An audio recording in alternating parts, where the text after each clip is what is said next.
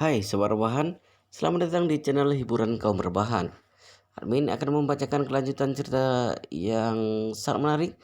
Sebuah cerita novel yang sangat menghibur, yang sangat membuat kita penasaran jika tidak mengetahui cerita kelanjutannya.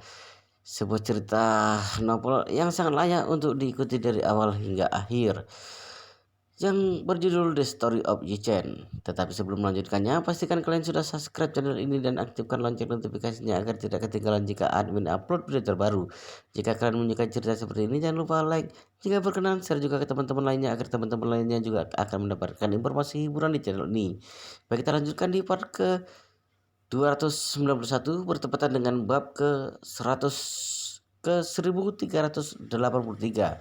Ketika Kobayashi Jiro mengira bahwa dirinya sudah memasang jaring untuk Wei-Liang, Yi-Chen sudah memasang jaring yang jauh lebih besar dibandingkan miliknya untuk menjebaknya dengan kuat. Pada saat ini di tempat ini, Kobayashi Jiro beranggapan bahwa belasan master yang datang dari Jepang pasti bisa mendapatkan Wei-Liang dengan mudah. Tetapi dia tidak tahu kalau di kedua sisi persimpangan ini sudah ada setidaknya 50 orang yang bersiap untuk mengepung mereka semua. Dan pada saat ini bus yang dinaiki oleh Yi-Chen berada di tempat yang jaraknya sekitar 3 km dari sana. Tempat Wei-Liang berada saat ini, yaitu farmasi Jisuan, juga berjarak sekitar 3 km dari sana. Oleh karena itu, tepat pada saat ini Wei-Liang berjalan keluar dari farmasi Jisuan. Setelah itu, dia langsung memasuki mobilnya dan melanjutkan pulang ke rumahnya melewati jalan besar yang dia lewati biasanya. Ketika informan Kobayashi Jiro melaporkan bahwa Wei-Liang sudah meninggalkan farmasi Jisuan, dia sedang dalam perjalanan pulang ke rumahnya seorang diri. Darah di sekujur tubuh Kobayashi Jiro terasa mendidih. Dia menjadi semakin berapi-api. 10 menit kemudian Mercedes-Benz milik Wei-Liang melintas di tikungan tempat Kobayashi Jiro berada. Malam ini langit begitu gelap, angin bertiup dengan sangat kencang, dan di jalan tersebut sama sekali tidak ada kendaraan yang melintas. Rencana yang sudah disiapkan oleh Kobayashi Jiro sangatlah sederhana. Di sini dia akan menghadang mobil yang dikendarai oleh Wei-Liang, kemudian langsung menculik pria itu dan membawanya ke tempat yang aman untuk menyiksanya dengan kejam agar dia bersedia untuk memberikan resep dan formula obat pencernaan Jiusuan. Apalagi Kobayashi Jiro sejak awal sudah memerintahkan anak buahnya untuk membeli ratusan bahan obat yang bisa digunakan untuk membuat obat Tiongkok. Begitu dia mendapatkan resepnya, dia bisa langsung meraciknya di tempat, lalu membandingkannya dengan obat pencernaan Jiusuan yang dijual di pasaran.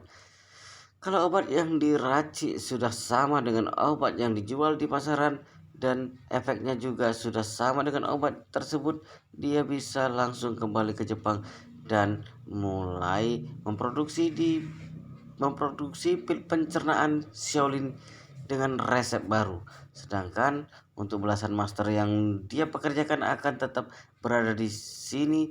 Mereka harus menghancurkan farmasi Jisuan sampai hancur berkeping-keping. Ketika melihat mobil Willy yang sudah berbelok di tikungan tempatnya berada, Kobayashi Jiro menjadi semakin bersemangat sampai dia bahkan langsung turun dari Alphardnya seorang diri. Belasan master yang dia pekerjakan sudah menggunakan kendaraan mereka untuk memblokir jalan yang akan dilewati oleh Mas Wei-Liang. Mereka membuat adegan seolah-olah ada kecelakaan yang terjadi di sana setelah mobil yang dikendarai oleh Wei-Liang berada di hadapan mereka. Ada dua mobil lain yang langsung mengepung mobil Wei-Liang dari arah belakang dan sampingnya. Saat ini Wei-Liang seperti kura-kura yang terjebak di dalam guci. Dia tidak bisa pergi kemana-mana. Tepat pada saat ini Wei melanjutkan mobilnya melewati tikungan tersebut. Dia melihat ada dua mobil yang terparkir di depannya. Di kedua sisi mobil tersebut terdapat beberapa orang yang terlihat seperti sedang mendebatkan sesuatu. Jadi dia langsung menghentikan mobilnya, kemudian menjalankan instruksi yang telah diberikan oleh Yichen. Dia turun dari mobil dan bertanya kepada orang-orang itu, "Ada apa ini? Apa ada kecelakaan? Bisa tidak kalian memindahkan mobil kalian terlebih dahulu? Jangan berhenti di tengah jalan seperti ini. Kalian menghalangi jalan." Setelah William mengatakan ini, orang-orang itu langsung berjalan menghampirinya. Dua di antaranya mereka berjalan dengan sangat cepat. Dalam sekejap mata mereka sudah tiba di hadapan William. Setelah itu mereka langsung meraih kedua lengan William dengan memeganginya dengan sangat erat. William berpura-pura panik dan berteriak, "Siapa kalian? Kalian mau apa?" Di tengah kegelapan, Kobayashi Jiro tiba-tiba muncul begitu saja. Dia menyeringai dan berkata, "Selamat malam, manajer Rubei. Kita bertemu lagi." William langsung berseru, "Kobayashi Jiro, apa-apaan ini? Kobayashi Jiro." Kobayashi Jiro tersenyum dan berkata, "Pembicaraan kita mengenai kerjasama siang tadi tidak berjalan dengan baik. Jadi aku ingin mengundangmu ke suatu tempat untuk melanjutkan pembicaraan itu." Setelah mengatakan ini, dia langsung berkata kepada orang-orang yang berpakaian hitam yang sedang memegangi tubuh William bahwa dia. Tepat pada saat ini tiba-tiba ada sebuah bus yang melaju dari sisi berlawanan. Pengemudi bus tersebut menyalakan lampu jauh dan menyembunyikan klaksonnya. Kobayashi Jiro mengerutkan keningnya. "Sial, mengapa tengah malam seperti ini masih ada bus yang melintasi jalan ini?" Setelah mengatakan ini, dia berkata kepada orang-orang berpakaian hitam itu, "Cepat pinggirkan mobil kalian. Kalau tidak bisa-bisa ada orang yang curiga. Jangan sampai menimbulkan masalah yang tidak perlu." Orang-orang berpakaian hitam itu hendak melangkah maju, tetapi pengemudi bus tersebut sudah terlanjur menghentikan busnya. Dia berpura-pura mengira bahwa ada kecelakaan yang terjadi di sana. Pengemudi bus tersebut menurunkan kaca jendela mobilnya dan berteriak, "Hei, apa-apaan ini? Apa ada kecelakaan? Meskipun kalian baru saja kecelakaan, apa kalian harus membiarkan mobil kalian berhenti di tengah jalan seperti ini? Apa tidak bisa lewat?" Salah satu dari orang-orang berpakaian hitam itu buru-buru berkata, "Maaf, maaf, maaf. Maaf sekali, aku akan memindahkan mobilku sekarang juga." Pengemudi bus itu berkata dengan marah, "Cepat, sedikit sial, menyusahkan saja." Ketika mendengar ini, pria berpakaian hitam itu menjadi sedikit kesal. Dia berkata kepadanya, "Apa katamu? Kurang ajar sekali kamu. Dasar baka atau bodoh." Pengemudi bus itu mencibir, "Wah, orang Jepang ternyata. Berani sekali kamu. Apa kamu ingin main-main denganku? Apa kamu tidak sadar saat ini kamu sedang ada di mana? Ini adalah Tiongkok. Tiongkok. Dengar tidak? Orang berpakaian hitam ini adalah seorang master seni bela diri yang sangat dihormati di Jepang. Meskipun dia tidak sehebat master itu nanaku, tetapi setidaknya dia tetaplah seorang master." Dia sama sekali tidak menyangka bahwa dirinya akan dimaki oleh seorang supir bus seperti ini. Dia menjadi sangat marah. "Brengsek, kalau hari ini aku tidak memberimu pelajaran, kamu pasti tidak akan pernah tahu betapa fatalnya akibat dari orang yang ringan mulut." Kobayashi Jiro langsung berteriak, "Musashi, abaikan dia, abaikan dia. Fokuslah pada pekerjaanmu saja. Jangan membuat masalah yang tidak perlu. Cepat pinggirkan mobilmu agar bus itu bisa lewat." Setelah mendengar ini, orang berpakaian hitam itu mengertakkan giginya dan berkata kepada pengemudi bus tersebut sambil menunjuk wajahnya, "Hari ini kamu beruntung karena aku melepaskanmu begitu saja." Pengemudi bus tersebut tertawa keras kemudian meludah keluar jendela dan berkata lagi, "Berterima kasihlah kepada anak ayam di belakangmu itu. Berkat dia hari ini kamu beruntung. Karena kalau tidak, aku bisa saja menendang kalian semua kembali ke Jepang langsung dari sini." Kobayashi Jiro sama sekali tidak menyangka bahwa seorang supir bus berani menyebut dirinya sebagai anak ayam. Rasa malu yang belum pernah dia rasakan sebelumnya muncul di dalam hatinya. Dia adalah ketua Kobayashi Pharmaceutical, pemimpin keluarga Kobayashi. Apapun yang terjadi, dia tidak bisa diam saja saat dihina seperti itu. Tadi dia baru saja menyuruh Musashi untuk tidak membuat masalah yang tidak perlu, tetapi dia benar-benar tidak bisa tinggal diam. Dia menunjuk ke arah supir bus tersebut dengan marah dan berteriak, "Kalian semua cepatlah berjalan kepada orang kurang ajar itu. Kalian harus merobek-robek mulutnya." Beberapa orang berpakaian hitam itu memang sudah kesal sejak tadi, jadi begitu mendengar perintah Kobayashi Jiro, mereka langsung berjalan menghampiri bus tersebut dengan penuh semangat. Meski langsung menuju ke pintu samping bus tersebut, lalu menggedornya dengan keras sambil berteriak, "Cepat buka pintunya, hari ini kamu akan habis di tangan kita." Supir bus itu tersebut sama sekali tidak takut. Dia langsung menekan tombol untuk membuka pintu tersebut sambil berkata, "Brengsek, sekelompok preman seperti kalian ini berani mencari masalah denganku. Baiklah, lihat saja apakah hari ini aku akan membunuh kalian atau tidak." Setelah perkataan ini terlontar, pintu bus tersebut sudah terbuka sepenuhnya. Beberapa master berpakaian hitam itu langsung berjalan menaiki bus tersebut. Mereka ingin segera memukuli pengemudi bus tersebut sampai mati. Namun mereka sama sekali tidak menyangka bahwa begitu mereka naik, pintu bus tersebut langsung menutup kembali. Dan di dalam bus yang gelap itu tiba-tiba ada lebih dari 40 orang pria kekar mengeluarkan pistol mereka dan langsung menodongkan ke arah mereka. Tepat ketika orang itu berpakaian hitam itu ketakutan setengah mati sampai hampir pipis di celana mereka, Yi Chen tiba-tiba berdiri dari kursi. Sebuah senyuman penuh arti terukir di wajahnya. Dia berkata dengan dingin, "Cepat berjongkok dan letakkan tangan kalian di belakang kepala. Kalau tidak, aku akan memerintahkan anak buahku untuk menghabisi kalian semua." Beberapa orang berpakaian hitam itu melihat bahwa saat ini ada puluhan pistol yang sedang ditodongkan ke arah mereka. Mereka benar-benar tercengang. Apa yang terjadi? Bukankah tadinya mereka berniat untuk memberi pelajaran kepada sopir bus yang ringan mulut itu? Mengapa sekarang mereka seolah-olah seperti masuk ke sarang serigala? Tepat pada saat ini, pemimpin dari orang-orang berpakaian hitam itu berteriak, "Baka, celaka, kita sedang diserang. Kita harus segera pergi dari sini." Setelah mengatakan itu, dia langsung menengok ke belakang. Setelah Setelahnya rasa kecewa dan putus asa langsung muncul di dalam hatinya. Mengapa pintu bus itu tertutup? Tepat ketika dia kebingungan dan tidak tahu harus berbuat apa, Yichen menyeringai dan berkata dengan nada mengejek, "Kenapa? Padahal kamu sendiri yang masuk ke dalam kendaraanku. Tapi mengapa sekarang malah ingin melarikan diri?" "Tidak, tidak." Pria itu melambai-lambaikan tangannya dan dengan panik kemudian berkata sambil tersenyum untuk menjilatnya, "Pasti ada kesalahpahaman di sini. Sebenarnya tujuan kami masuk ke sini adalah untuk meminta maaf kepada pengemudi bus ini. Biar bagaimanapun tindakan kami tadi memang salah sehingga menghambat perjalanan kalian." Ichen mendengus dan berkata, "Hentikan omong kosongmu itu. Kalau kamu tidak berjongkok dan meletakkan tanganmu di belakang kepala, aku tidak akan segan-segan untuk meledakkan kepalamu." Pria itu ketakutan setengah mati sampai tubuhnya gemetar hebat.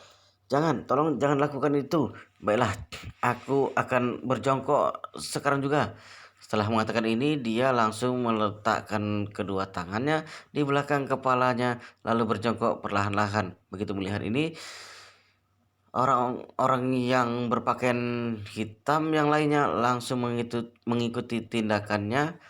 Satu persatu dari mereka mulai berjongkok. Pada saat ini Kobayashi Jiro yang berada di luar sama sekali tidak mengetahui apa yang sedang terjadi di dalam bus tersebut.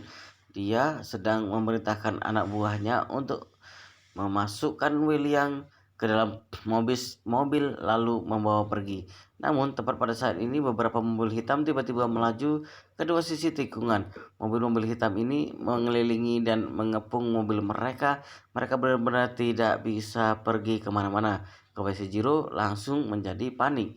Dia tidak bodoh. Begitu melihat kedatangan mobil-mobil itu, dia langsung tahu bahwa pihak lawan pasti melakukan sesuatu. Mereka pasti sudah mempunyai persiapan. Oleh karena itu, dia langsung berkata kepada Master Jepang yang berdiri di sampingnya, "Kita tidak punya banyak waktu. Kita harus segera mencari cara untuk pergi dari sini." Kobayashi Jiro tahu betul bahwa saat ini dirinya sudah seperti kura-kura yang terjebak di dalam kunci. Kalau dia tidak segera mencari cara untuk keluar dari sini, begitu dia kehilangan kemampuan untuk melawan, maka dia hanya bisa menyerah dan pasrah dengan takdirnya. Saat ini dia masih mempunyai kesempatan untuk menerobos jalan ini. Dia berpikir yang terpenting adalah dia harus bisa melarikan diri dari sini. Tidak masalah kalau seluruh anak buahnya mati di sini. Sekumpulan anak buahnya yang merupakan prajurit yang sudah pensiun melakukan yang terbaik untuk mengawal Kobayashi Jiro keluar dari kepungan lawan. Namun mereka sama sekali tidak mengira bahwa dari dalam bus yang ada di sana tiba-tiba ada lebih dari 40 orang berpakaian hitam berjalan turun dengan membawa senjata di tangan mereka. Kalau jumlahnya dengan orang berpakaian hitam yang keluar dari mobil hitam yang mengepung mereka, totalnya ada 100 orang lebih. Sedangkan orang-orang yang berada di sisi Kobayashi Jiro saat ini bahkan tidak mencapai 20 orang. Dan orang-orang yang tadi masuk ke dalam bus tersebut sudah tidak bisa berbuat apa-apa. Kobayashi Jiro menjadi sangat panik. Dia berseru, "Cepat kawal dan lindungi aku. Kalau tidak, kalian semua harus mati di sini hari ini." Setelah perkataan ini terlontar, terdengar suara tembakan yang sangat keras di dekatnya. Ketika suara tembakan berangsur-angsur berhenti, Kobayashi sangat terkejut saat menyadari bahwa saat ini sudah tidak ada satu orang pun anak buahnya yang masih berdiri di sekitarnya. Ichen sudah memberikan perintah untuk menghabisi semua orang kecuali Kobayashi. Jadi, para anak buah Cendekai yang tidak kenal ampun tentu saja menuruti perintahnya. Saat melihat asistennya, supirnya, dan para master dari Jepang yang dia pekerjakan, semuanya terkapar di tanah dengan berlumuran darah.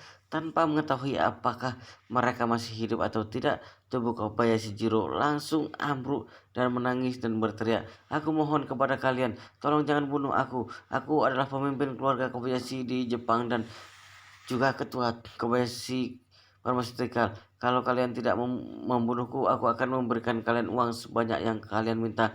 Berapapun itu, aku akan berikan." Tepat pada saat ini, sebuah suara yang begitu dingin tiba-tiba memasuki indera pendengarannya Kobayashi. "Aku baru tahu kalau ternyata orang-orang dari keluarga Kobayashi benar-benar tidak pernah belajar dari kesalahan. Kamu masih dendam kepadaku dan ingin membalasku?" Begitu mendengar suara ini, tubuh Kobayashi langsung gemetar. Detik berikutnya dia melihat wajah Yichen yang begitu dingin dan arogan. "Tuan, Tuan Yi." Kobayashi benar-benar terkejut setengah mati. "Bagaimana bisa Anda di sini?" Yichen bertanya kepadanya. "Wei adalah anak buahku. Farmasi Jisuan adalah perusahaan milikku. Kamu ingin menculiknya untuk mendapatkan resep obat pencernaan Jisuan, bukan? Jadi tentu saja aku harus datang untuk menemuimu. Siapa tahu kamu menganggapku sebagai orang yang mudah untuk dihadapi. Kamu benar-benar sama dengan kakakmu yang jahat itu." "Hah?" Kobayashi langsung berlutut di atas tanah dan memohon kepadanya sambil menangis. "Tuan Yi, maafkan aku. Aku benar-benar tidak tahu kalau Wei Liang adalah anak buah Anda. Aku juga tidak tahu kalau farmasi Ciusuan adalah milik Anda. Kalau aku tahu, aku mana mungkin berani tidak tunduk kepada Anda dan melakukan hal seperti ini." Ichen tersenyum dan berkata, "Hentikan omong kosongmu itu. Kamu bahkan sudah menyerang anak buahku, tetapi masih berani mengatakan bahwa kamu tidak mungkin berani tidak tunduk kepadaku. Apa kamu pikir aku ini bocah berusia 3 tahun yang mudah untuk dibohongi?" Kobayashi saat ini benar-benar ketakutan setengah mati. Dia tahu betul siapa Yichen, yang juga tahu betul dia tipe orang yang seperti apa. Bagaimanapun waktu itu kakaknya masuk ke dalam genggaman pria itu, dan kali ini dirinya sendiri juga masuk ke dalam genggaman Yichen. Tentu saja dia tahu bahwa pria itu tidak akan melepaskan dirinya dengan mudah karena dia takut kalau Yichen akan membunuhnya. Dirinya juga seperti dia membunuh kakaknya. Jadi dia langsung berlutut di tanah dan memohon ampun kepadanya. Tuhan Ye, tolong tenang dulu, jangan bersikap seperti ini kepadaku. Mengenai masalah yang terjadi hari ini, aku akan memberi Anda uang. Anggap saja sebagai pertanggungjawabanku. Katakan saja Anda ingin berapa, aku akan memberi Anda berapapun yang Anda minta. Kalau 1 miliar bagaimana? Kalau Anda setuju, aku akan langsung mentransfer ke rekening Anda sekarang juga. 1 miliar. Ichen mendengus. Kobayashi Jiro, untuk kali ini aku tidak melakukan demi uang. Kobayashi Jiro bertanya sambil menangis terseduh-seduh. Kalau begitu, apa yang Anda inginkan? Aku harus bagaimana? Ichen berkata dengan nada menghina.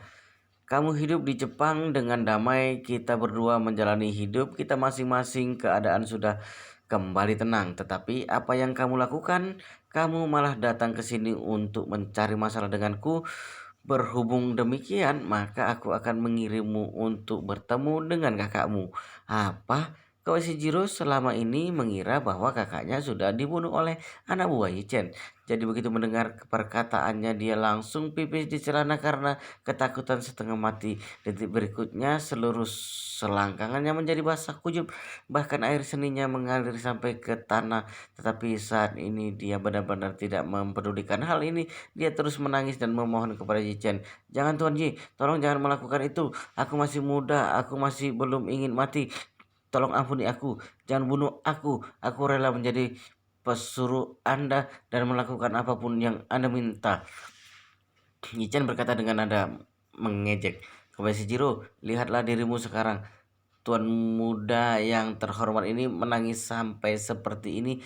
Apa kamu tidak malu? Wajah Kobayashi Jiro benar-benar sudah dipenuhi dengan air mata. Suaranya sudah berubah menjadi sengau. Dia berkata dengan terbata-bata, Tuan Ji, aku tidak ingin mati. Aku masih muda. Aku masih bahkan belum menikah. Kalau aku mati, tidak ada lagi orang yang tersisa di keluarga Kobayashi. Tolong jangan membuatku kehilangan nyawaku di negara asing ini. Ichen melihat dia menangis terseduh-seduh seperti seorang gadis, jadi dia berkata kepadanya lagi dengan nada menghina. Saat ini kamu bahkan sampai pipis di celana. Kamu sama sekali tidak berguna bagi keluarga Kobayashi. Kapan aku mengatakan bahwa aku akan membunuhmu? Tenang saja, aku tidak akan merenggut nyawamu. Wajah Kobayashi Jiro terlihat sangat takut, sangat terkejut. Bukankah Anda mengatakan bahwa Anda akan mengirimku untuk bertemu dengan kakakku? Ya, Ichen berkata dengan santai. Iya, aku memang akan mengirimmu untuk bertemu dengan kakakmu. Tapi aku lupa memberitahumu bahwa kakakmu masih hidup. Aku tidak membunuhnya. Begitu mendengar Yu-chan mengatakan bahwa dirinya tidak membunuh kakaknya, tubuh Kobayashi Jiro langsung ambruk. Dia berkata dengan marah, kamu menerima 1 miliar yuan dariku dan berjanji untuk membunuh kakakku. Jadi selama ini kamu membohongiku. Yu-chan berkata sambil tersenyum. Kobayashi Jiro, jangan berlagak polos. Kamu selalu melakukan trik-trik kotor. Masa Masa hal seperti ini saja kamu tidak mengerti? Kobayashi menjadi demikian marah. Kamu benar-benar orang yang tidak bisa dipercaya. Kamu bukan orang baik. Ichen bertanya balik kepadanya. Aku bukan orang baik. Memangnya kamu orang baik? Apa kamu pikir kamu lebih baik daripada aku?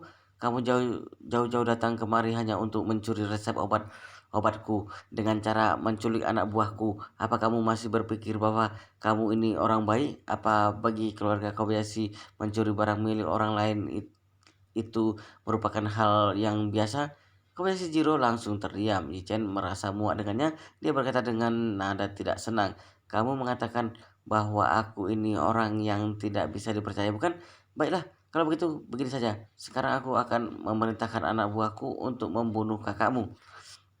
Setelah mengatakan ini, dia menatap ke arah Kobayashi Jiro dan berkata lagi, selain itu, tadi aku sudah terlanjur mengatakan bahwa aku akan mengirimmu untuk bertemu dengan kakakmu, tetapi kamu tidak ingin kakakmu tetap hidup.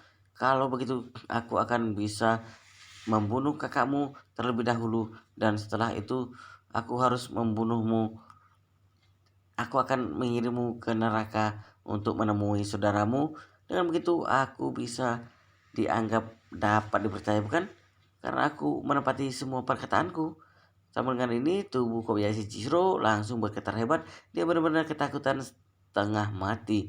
Dia langsung bersujud kepada Yi-chan sambil terus memohon kepadanya, "Tuan Yi, maafkan aku salah. Tadi aku hanya asal bicara tanpa berpikir panjang. Tolong jangan bersikap kejam kepadaku. Seharusnya aku berterima kasih kepada Anda karena Anda membiarkan kakakku tetap hidup. Aku juga harus berterima kasih kepada Anda karena Anda membiarkanku tetap hidup juga." Yi-chan menyeringai dan berkata, "Baiklah, kalau begitu sekarang ayo kita pergi. Aku akan mengirimmu untuk bertemu dengan kakakmu." Setelah mengatakan ini, dia melambaikan tangannya ke arah Cendekai dan berkata bahwa dia ke peternakan anjing Hongwu. Cendekai langsung mengangguk dan menjawab, "Baik, Master Ji." Wei yang berdiri di sampingnya buru-buru bertanya, "Master Ji, apa aku perlu ikut juga?"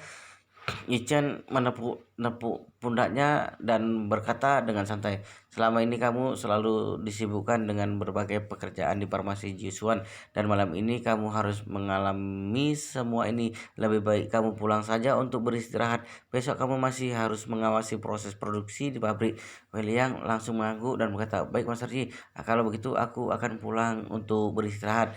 Chen Yekai memerintahkan anak buahnya untuk memasukkan Kobayashi Jiro ke dalam mobil. Kemudian dia memerintahkan anak buahnya yang lain untuk membereskan tempat ini, sedangkan dirinya pergi mengantar Yi Chen ke peternakan anjing milik Hongwu. Setibanya di sana, Chen Yekai langsung menyuruh anak buahnya untuk membawa Kobayashi Jiro ke ruangan Hongwu. Hongwu langsung menyambut kedatangan mereka. Dia berkata kepada Yi Chen dengan hormat, "Master Yi, Anda sudah tiba di sini." Yi Chen mengangguk lalu bertanya kepadanya, "Hongwu, bagaimana kinerja Kobayashi Ichiro belakangan ini?" Hongwu tersenyum dan menjawab, "Tidak buruk. Belakangan ini dia sangat penurut. Setiap hari dia merawat anjingku, mengajaknya jalan-jalan, memberinya makan, dan juga membersihkan kandangnya. Selain itu, saat sedang senggang dia juga belajar bahasa Mandarin.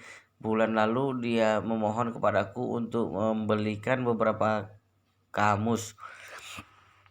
Yi-chan tersenyum. "Wah, anak itu ternyata lumayan juga. Dia bahkan mempunyai niat untuk belajar." Hongwu berkata, "Master Yi, dia melakukan itu karena terpaksa. Dia tidak bisa pergi kemana-mana. Dia tidak pernah berani meninggalkan kandang barang satu langkah pun karena harus berada di sini selama 24 jam penuh. Jadi dia mencari kegiatan yang bisa dilakukan agar tidak bosan." Yi-chan mengangguk lalu berkata lagi, "Benar juga, tolong panggil dia kemari." "Baik." Hongwu langsung berjalan keluar. Wow, luar biasa sekali guys ceritanya. Sangat menarik, sangat seru, sangat membuat kita penasaran bagaimana cerita kelanjutannya. Tetapi sepertinya kita akan lanjutkan di part berikutnya di video selanjutnya. Pastikan kalian sudah subscribe channel ini dan aktifkan lonceng notifikasinya agar tidak ketinggalan jika admin upload video terbaru. Jika kalian menyukai cerita seperti ini, jangan lupa like, jika berkenan share juga ke teman-teman lainnya. Ke teman-teman lainnya juga akan mendapatkan informasi hiburan di channel ini. Baik, kita lanjutkan di part berikutnya di video selanjutnya.